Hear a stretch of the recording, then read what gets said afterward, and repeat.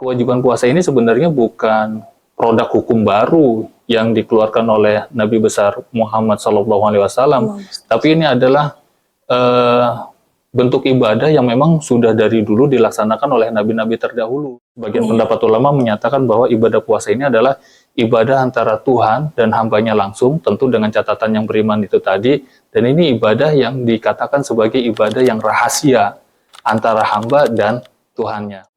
Pertumbuhan ekonomi di bulan puasa itu tinggi sekali, besar sekali, terutama di wilayah rumah tangga dan konsumsi.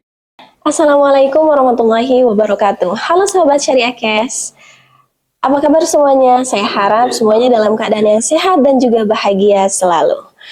Oke teman-teman, biasanya di bulan Ramadan itu kita menyaksikan bagaimana masjid itu semakin makmur, kepedulian sosial meningkat, dan aktivitas ekonomi tumbuh secara signifikan. Nah, disinilah puasa tidak hanya berbicara tentang hubungan antara manusia dengan Tuhan, tetapi juga hubungan antar manusia dan juga kesejahteraan masyarakat. Nah, melalui podcast kali ini, kita akan mengulas puasa dari 3 sudut penting, yaitu sebagai ibadah, sebagai syiar, dan juga sebagai penggerak ekonomi. Bersama saya, Dia Cahyani Wonggo sebagai host, dan tentunya kita sudah mempunyai narasumber yang luar biasa, Dekan Fakultas Syariah dan Hukum, Bapak Dr. Andi Iswandi LLM. Selamat datang, Pak. Ya, selamat datang. Baik, Pak, langsung aja tanpa basa-basi nih. Ya. Jadi menurut Bapak nih, apa yang membedakan puasa dengan ibadah-ibadah yang lainnya, Pak? Baik, bismillahirrahmanirrahim. Assalamualaikum warahmatullahi wabarakatuh. Waalaikumsalam warahmatullahi wabarakatuh. Alhamdulillah, Allahumma sholli wa sallim wa barik ala Sayyidina Muhammad. Yang pertama, saya ucapkan selamat dulu kepada teman-teman semester 6 Fakultas Syariah dan Hukum yang sedang melaksanakan KKS di Jepang, Malaysia, dan juga di Yogyakarta. Semoga agenda KKS di bulan Ramadan ini memberikan manfaat yang luas untuk masyarakat Indonesia, terlepas yang ada di Yogyakarta ataupun masyarakat Indonesia yang ada di Jepang dan Malaysia. Baik, tema kita tadi apa ya, puasa dan puasa, ibadah, syiar dan penggerak ekonomi.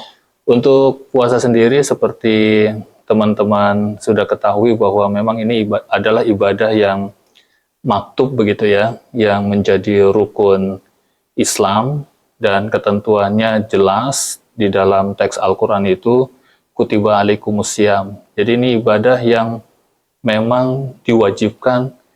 Kalau dalam fikih itu wajib itu harus dikerjakan, tidak boleh tidak. Tapi uniknya di dalam ayat ini dia menggunakan kata ya ayyuhallazina amanu.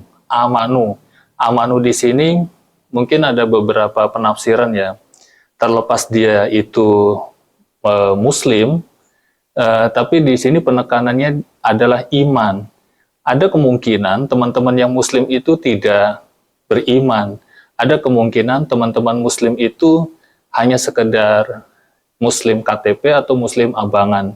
Maka ketika melihat konteks ayat ini, bisa jadi teman-teman di luar sana yang memiliki fisik yang bagus, itu tidak dikenai kewajiban puasa, karena memang nggak ada iman. Kewajiban puasa di sini adalah mereka memang benar-benar yang memiliki keimanan. Dan kewajiban puasa ini sebenarnya bukan produk hukum baru yang dikeluarkan oleh Nabi besar Muhammad SAW, tapi ini adalah bentuk ibadah yang memang sudah dari dulu dilaksanakan oleh nabi-nabi terdahulu. Di masa Nabi Muhammad itu hanya diformulasikan ulang dan dilegalkan kembali untuk umatnya, dengan catatan ya yang tadi, yang beriman begitu. Nah, ini menjadi rukun Islam bagi kita setelah mengucapkan syahadat, 2 kalimat syahadat, kemudian sholat, kemudian puasa, zakat, dan nanti itu haji. Nah, ini perlu dibahas juga nih. Banyak materi-materi yang disampaikan bahwa puasa itu adalah berbeda dengan ibadah lainnya. Kalau ibadah lainnya seperti sholat, itu Tuhan Allah melibatkan malaikat untuk mencatat sholat itu. Sedekah, Tuhan Allah melibatkan malaikat untuk mencatat sedekah itu. Tetapi di puasa, Tuhan Allah sendiri yang langsung mencatat kegiatan puasa ini. Sehingga dalam hadis qudsi itu di riwayat Bukhari dan Muslim, Tuhan Allah itu mengatakan bahwa saya sendiri yang nanti ini akan memberikan reward atas puasa ini. Karena ibadah puasa ini adalah untuk saya.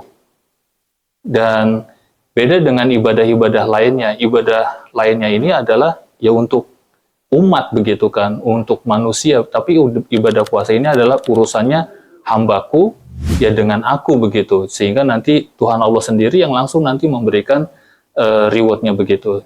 Dan keunikan inilah yang nanti akan kita lihat, tidak ada bedanya orang yang puasa dengan yang Tidak puasa. tidak puasa. Jadi orang yang puasa sama, bisa sekolah, bisa kuliah, bisa mengerjakan kegiatan yang lain. Jadi tidak ada perbedaannya. Kalau kita ngelihat sholat kan, orang bisa lihat bahwa dia menghadap kiblat, takbiratul ihram, dan salam. Jelas itu kegiatannya sholat. Tapi kalau puasa, kita tidak mengetahui di antara kita itu siapa yang puasa, siapa yang tidak. Maka ini sebagian pendapat ulama menyatakan bahwa ibadah puasa ini adalah ibadah antara Tuhan dan hambanya langsung, tentu dengan catatan yang beriman itu tadi. Dan ini ibadah yang dikatakan sebagai ibadah yang rahasia antara hamba dan Tuhannya. Menurut saya seperti itu. Oh iya Pak. Jadi seperti yang tadi udah Bapak sampaikan, kalau ibadah puasa ini tuh bersifat rahasia. Iya. Soalnya emang menyangkut antara hamba dan Tuhannya secara langsung. Jadi orang-orang lain tuh nggak ketahuan ya, nggak kebaca ini orang puasa atau enggak sih. Iya. Nah terus selanjutnya Pak, jadi bagaimana puasa ini dapat dikatakan syiar, padahal kan dia puasa ini bersifatnya rahasia? Ya, perlu dikulik ini ya, dan perlu didiskusikan. Kalau rahasia itu kan nggak ketahuan. Iya. Ya, kalau rahasia itu ketahuan, itu bukan rahasia. Nah, ibadah puasa sebagai ibadah rahasia tetapi dia memiliki syiar, itu bukan dalam objek ibadahnya, tetapi dalam kegiatan-kegiatan lain yang mendampingi kegiatan ibadah puasa tersebut. Kalau tadi sudah kita sampaikan bahwa puasa itu memang kita nggak bisa tahu mana orang yang puasa, mana orang yang tidak begitu. Tapi ini bisa menjadi syiar, dan bahkan syiarnya itu melebihi ibadah-ibadah lain. Seperti sholat, seperti mungkin sodakoh, dan lain sebagainya. Tetapi ketika kita masuk bulan Ramadan, bahkan jauh sebelum masuk bulan Ramadan, itu sudah menggema. Puasa di bulan Ramadan, kegiatan masjid, musola itu hidup dari pagi sampai pagi lagi. Teman-teman bisa ngelihat, habis sholat subuh, itu kita ada yang namanya kultum subuh. Di bulan puasa itu, kemudian nanti sholat duha, ada juga kajian duha. Kemudian nanti zuhur, ada nanti kultum zuhur, dan seterusnya. Kemudian teman-teman di kantor ataupun di perkuliahan, itu melakukan kegiatan-kegiatan yang menyemarakan puasa itu. Dan inilah yang namanya syiar. Teman-teman juga perlu lihat ya di ibadah umroh. Di ibadah umroh ini, itu banyak sekali orang-orang yang pengen melaksanakan ibadah umroh itu di bulan puasa, di waktu Ramadan. Dan peminat umroh di bulan Ramadan itu tinggi sekali. Ini syiar. Jadi memang puasa itu tidak kelihatan, tetapi bisa menjadi syiar yang luar biasa dengan kegiatan-kegiatan pendamping lainnya. Seperti yang tadi kita sudah sebutkan, diskusi-diskusi, kajian, kultum, kemudian juga ada kegiatan umroh, dan lain sebagainya. Ketika malam hari, wah itu lebih semarak lagi syiarnya. Kita lihat di masjid, musola, lampu-lampu, marhaban ya Ramadan, dan lain sebagainya. Kemudian kegiatan ibadahnya, sholat tarawih. Jadi hidup itu masjid, dari mulai sholat maghrib sampai nanti menjelang malam begitu. Untuk di bulan puasa sendiri, teman-teman sudah tahu. Terlepas itu di jalanan, di masjid, musola, syiarnya ketara itu. Orang membagikan takjil, membagikan berbuka puasa gratis di masjid dan di musola, dilanjutkan sholat maghrib. Kemudian sholat tarawih, di dalam tarawih itu banyak sekali teman-teman mahasiswa, teman-teman pelajar yang menyemarakan masjid dan musola. Ini benar-benar syiar yang sebenarnya itu tidak berkaitan langsung dengan puasa. Ibadah puasanya nggak kelihatan, tapi ibadah-ibadah pendampingnya itu yang menjadi syiar yang luar biasa. Menurut saya seperti itu. Oh, luar biasa ya emang. Berarti anak muda sangat berperan ya Pak? Iya. Dalam menyiarkan nih saat bulan-bulan puasa.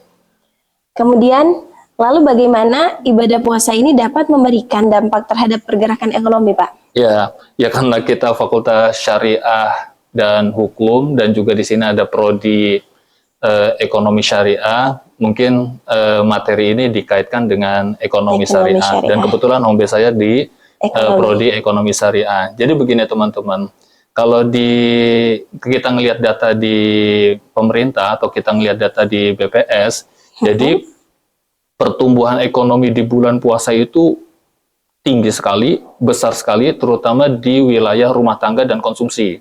Jadi mungkin hitung-hitungan manusia adalah ketika puasa orang kan nggak makan pagi, nggak makan siang, dia cuma makan malam saja, waktu maghrib saja dia makan. Tapi ternyata tidak teman-teman.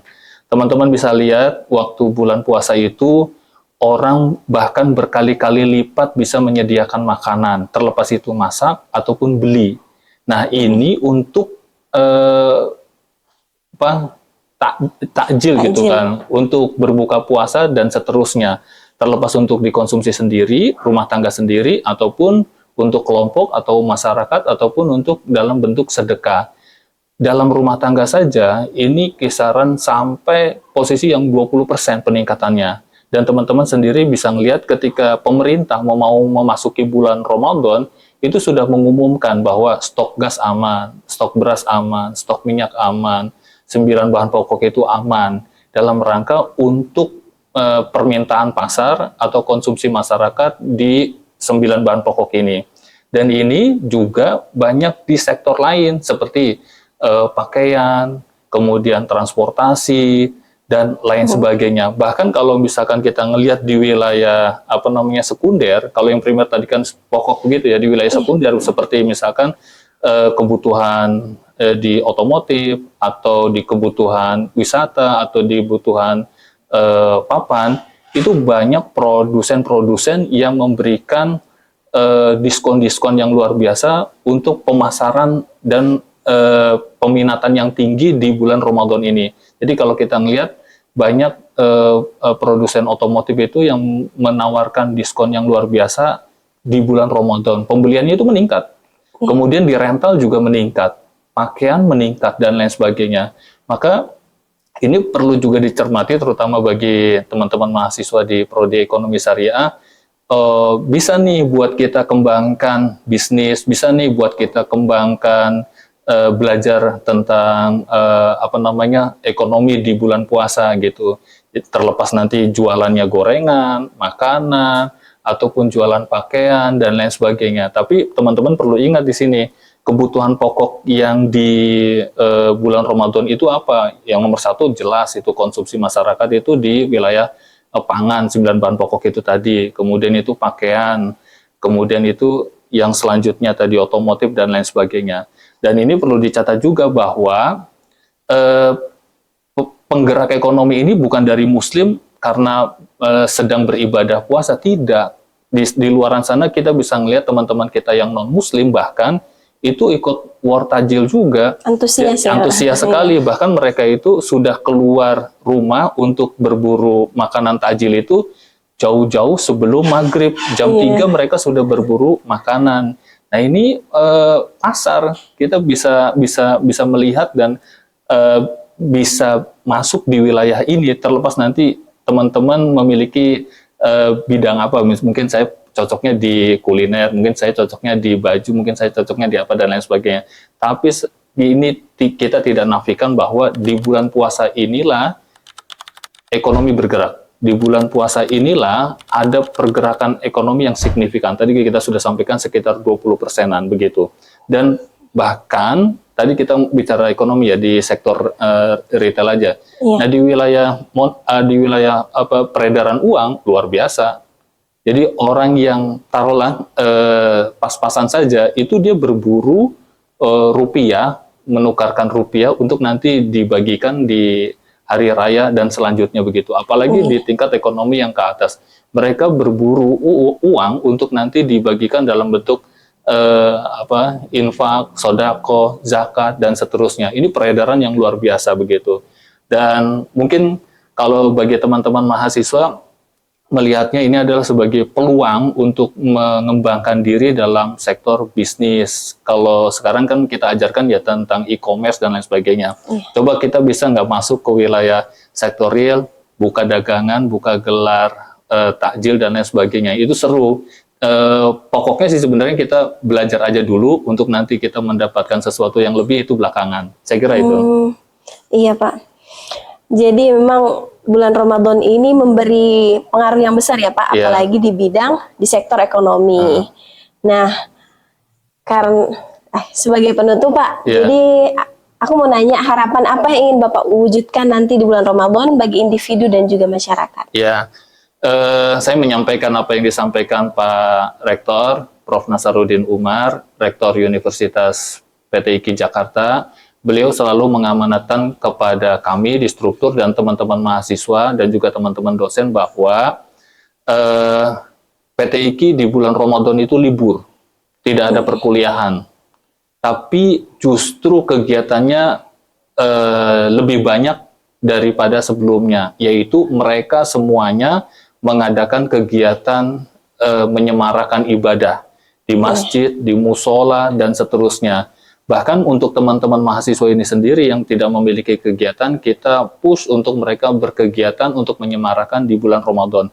Artinya ini adalah salah satu bentuk pengabdian kepada masyarakat dari tingkat pimpinan, dari tingkat dosen, dari tingkat mahasiswa. Dan saya juga berharap sih untuk teman-teman mahasiswa Fakultas Syariah dan Hukum, ini sudah dari 2014 di setiap Ramadan kita selalu terjun ke masyarakat untuk menyemarakan masjid dan musola. Jadi sejak tahun 2014 mahasiswa kita terjunkan di Yogyakarta, di Banguntapan Bantul, dan juga di Wonosari Gunung Kidul untuk menyemarakan masjid dan musola di sana. Alhamdulillah sangat berhasil dan masyarakat di sana sangat antusias. Untuk di wilayah Jepang kita baru 2 tahun dan ini juga wilayah kita masih di sekitaran masjid dan musola, dan ini tahun kedua. Untuk di Malaysia ini udah tahun keempat kita juga menyebarkan teman-teman mahasiswa di sana untuk membantu teman-teman kita yang ada di masjid dan musola, terutama juga di pondok-pondok pesantren atau di surau-surau yang mereka memiliki antusias belajar Iqra, belajar membaca Al-Quran, dan seterusnya.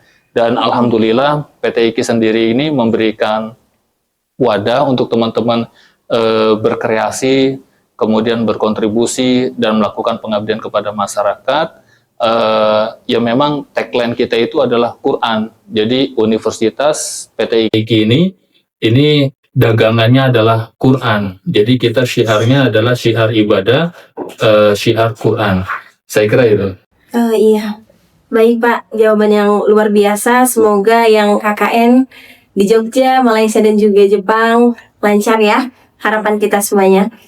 Nah, kemudian semoga pembahasan ini tidak berhenti sebagai wacana, tetapi mampu kita implementasikan di kehidupan kita sehari-hari, yang mana menjadikan puasa sebagai sarana memperbaiki diri, mempererat persaudaraan, juga mendorong terciptanya masyarakat yang adil dan beradab.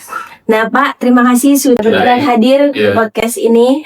Akhir kata, terima kasih juga kepada seluruh pendengar yang udah menyimak podcast ini sampai akhir.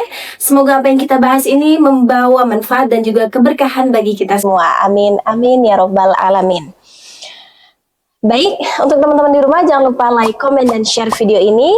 Dan yang paling penting jangan lupa untuk subscribe YouTube channel dari kita Syariah Cash. Terima kasih, saya Dia Trisyahyani sebagai host pamit undur diri. Wassalamualaikum warahmatullahi wabarakatuh. Waalaikumsalam warahmatullahi wabarakatuh.